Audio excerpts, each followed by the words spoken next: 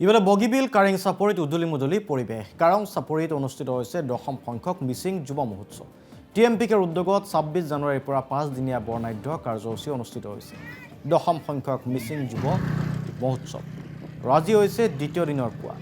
যোগাসনেৰে আৰম্ভ হৈছিল কাৰ্যসূচী। 30 জানুৱাৰীত কেন্দ্ৰীয় গৃহমন্ত্ৰী অমিত শ্বাহে অংশ ল'ব এই অনুষ্ঠানতে। গৃহমন্ত্ৰীগৰাকীক আদৰিবলৈ সাজু হৈছে টিএমপিকেৰ লগতে মিচিং ৰাইজ। যুৱ মহোৎসৱৰ জৰিয়তে মিচিং জনগোষ্ঠীয় পৰম্পৰা, কলা, কৃষ্টি আৰু সংস্কৃতি বিশ্ব দৰবাৰত প্ৰদৰ্শনৰ প্ৰয়াস কৰা হৈছে।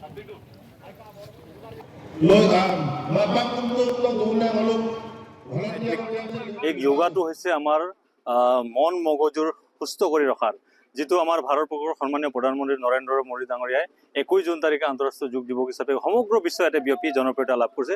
ঠিক তাৰে এটা অংশস্বৰূপে আমিও আমাৰ এই জনগোষ্ঠীটোক মানসিকভাৱে, শাৰীৰিকভাৱে আমাৰ যুৱ প্ৰজন্মসকলক আমি সুস্থ ৰাখিব লাগিব। ইয়াৰ কাৰণে আমি দ্বিতীয় দিনাখন কাৰ্যসূচী ৰাখিছোঁ যোগা।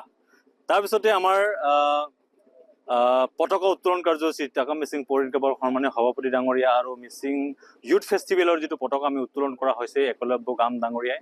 গতিকে দুটা আমি টিএমপিকেৰ পতাকাৰো আৰু এই মিচিং যুৱ মহোৎসৱৰ যি পতাকা দুটা উত্তোলন কৰাৰ পিছত আমি শ্বহীদ তৰ্পণ কাৰ্যসূচী ইতিমধ্যে সমাপন কৰিলোঁ। সমাপন কৰাৰ পিছত আজি আনুষ্ঠানিকভাৱে আমাৰ আবুতানি ক্লেন বংশৰ যিটো 6টা জনগোষ্ঠীৰ মিচিং অকুম, গালো অকুম, আদি অকুম, নিচি অকুম, তাগিন অকুম, আপাতানি অকুম, এই 6টা ঘৰ গৃহটি আমি যাক আমি টালাং অকুম বুলি কওঁ, সেই গৃহটি আমি শুভ উদ্বোধনৰ কাৰ্যসূচী ইতিমধ্যে। ইফালে বগীবিল কাৰেং চাপৰিত উদুলি মুদুলি পৰিৱেশ। কাৰং চাপৰিত অনুষ্ঠিত হৈছে 10ম সংখ্যক মিচিং যুৱ মহোৎসৱ। টিএমপিকেৰ উদ্যোগত 26 জানুৱাৰীৰ পৰা 5 দিনীয়া বৰ্ণাঢ্য কাৰ্যসূচী অনুষ্ঠিত হৈছে। 10ম সংখ্যক মিচিং যুৱ মহোৎসৱ আজি হৈছে দ্বিতীয় দিনৰ পুৱা। যোগাসনেৰে আৰম্ভ হৈছিল কাৰ্যসূচী। 30 জানুৱাৰীত কেন্দ্ৰীয় গৃহমন্ত্ৰী অমিত শ্বাহে অংশ ল'ব এই অনুষ্ঠানতে। গৃহমন্ত্ৰীগৰাকীক আদৰিবলৈ সাজু হৈছে টিএমপিকেৰ লগতে মিচিং ৰাইজ। যুৱ মহোৎসৱৰ জৰিয়তে মিচিং জনগোষ্ঠীয় পৰম্পৰা, কলা, কৃষ্টি আৰু সংস্কৃতি বিশ্ব দৰবাৰত প্ৰদৰ্শনৰ প্ৰয়াস কৰা হৈছে।